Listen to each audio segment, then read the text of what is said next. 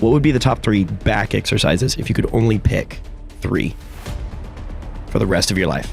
Because I feel like for some of the other body parts, it's pretty self-explanatory, but I feel like that'd be interesting to hear. 3 exercises for each body part. Yeah.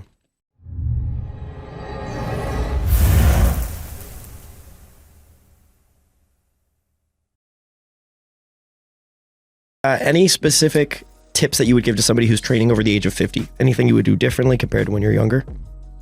Well, I would definitely lower the amount of weight. Yeah. The first thing you got to do is you got to always assess where the person's at. Even if they're a competitive bodybuilder, I don't feel like you really need to be able to push PRs at that age.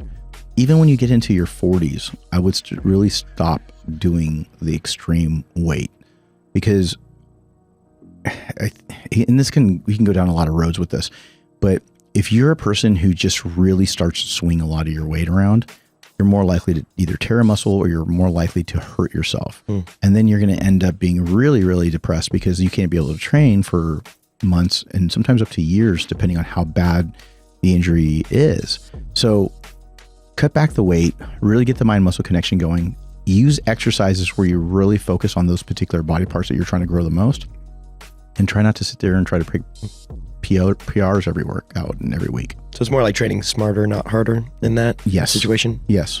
Okay. 3 exercises for each body part that you could choose for the rest of your life if you could only pick 3 for each one. But we're going to be getting into a lot of different stuff. So let me just say this. What would be the top 3 back exercises if you could only pick 3 for the rest of your life? Because I feel like for some of the other body parts, it's pretty self-explanatory, but I feel like that'd be interesting to hear. 3 exercises for each body part. Yeah. Okay, so for back, I would say a pull-up, a row. Any specific row? Barbell row? Yeah, barbell. Over or underhand? I love underhand rows. Yep. That would be the second. The third, that's tough. I would have to say either it would be another variation of a row, like a one-arm dumbbell row, or a pullover. Yeah, one of those two. Cable pullovers? Or machine pullover. Like a pullover machine. Do you have another body part you want to throw out 3 exercises for? I mean, legs are easy. Yeah. I would just say leg curl, leg extension, and squat. Yeah. I mean, those are just the go-tos. I know that I was surprised when I remember at a previous podcast, I asked you what your number 1 piece of equipment was. You only had to pick 1. I believe you said the belt squat, which is very surprising. Was not expecting that one. Yeah, I love the belt squat because I saw The Rock using it earlier today.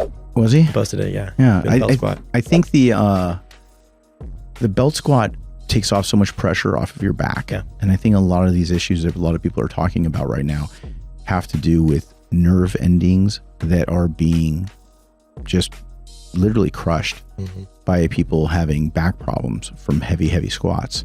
And I think a lot of that is just due to the fact that they're not thinking long term about their spine health.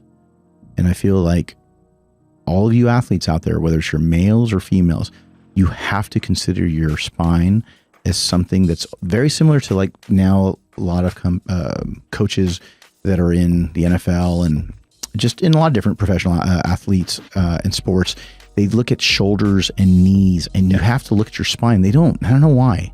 Bodybuilding, your spine is so important. And I feel like the compression of discs have a lot to do with it. And I talked to Farronez a lot about it because Farronez obviously is a chiropractor. And it's one of those that I feel like people don't put enough emphasis on. I think they did for a little short time, maybe early 2000s. Ronnie Coleman used to talk about it a little bit. But I think that even with all of the things that he did to proactively try to recover and be able to get therapies, there's only so much you can do when you're training so heavy. 700-pound squats and crazy deads. Yeah. All of those things eventually will catch up to you. And I think you have to really consider how you can try to work around some of those different problems. Yeah. The only regret I had is when I was doing that 800-pound squat. I didn't do 6 reps because I knew I had 6 in me, but I didn't know that until I put it up because that was my first time ever trying it. Yeah. If I'd have done it, before that day, I'd have got 6 easy reps on camera, and Yeah. I would have been fully satisfied. But because I didn't do it, that's the only regret I ever have in the sport. That's the only regret, because I knew, and as soon as I put it up, I said to myself, man, that was light. It was light for real, you know? Yeah. You had, I know in the previous podcast, or the one before Derek, you had mentioned something about the nerve damage and things like that people are experiencing. And I know that there was a lot of questions about that. And so I think that you had, said we might want to cover that on its own subject. Yeah, we will. But I mean, we can talk about it right now a little bit too, because with FSC7, that's one of the reasons why I created FSC7, because I wanted to engorge the muscle with blood to create a more three-dimensional image of that muscle while it's on stage. So it's not just the graininess, but it's also that roundness and that fullness. And that's what comes with volume training. Yeah.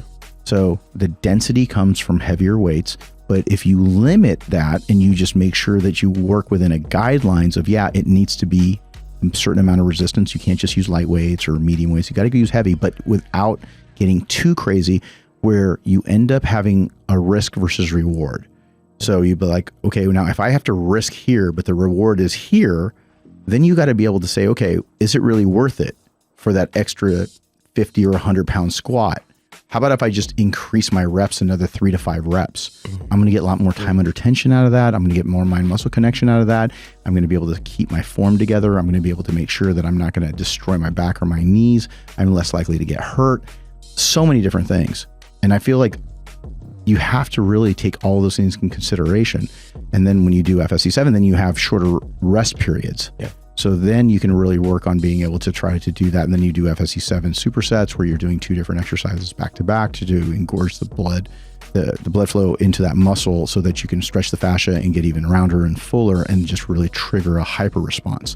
So all of those things that I discuss a lot, or I used to, even back 20 years ago, it really is important, but I feel like one absolute method is not what it's about. It's about trying to be able to find your formula for what your body needs and how your body grows the best. Because when I train somebody, I don't sit down and say, okay, this is all we're going to do. Yeah. Or I'm going to say, okay, well, let's increase the volume here, but where are the other body parts that we can be able to get a little bit stronger still? Because a bigger muscle is a stronger muscle, but where can we handle more volume on other body parts?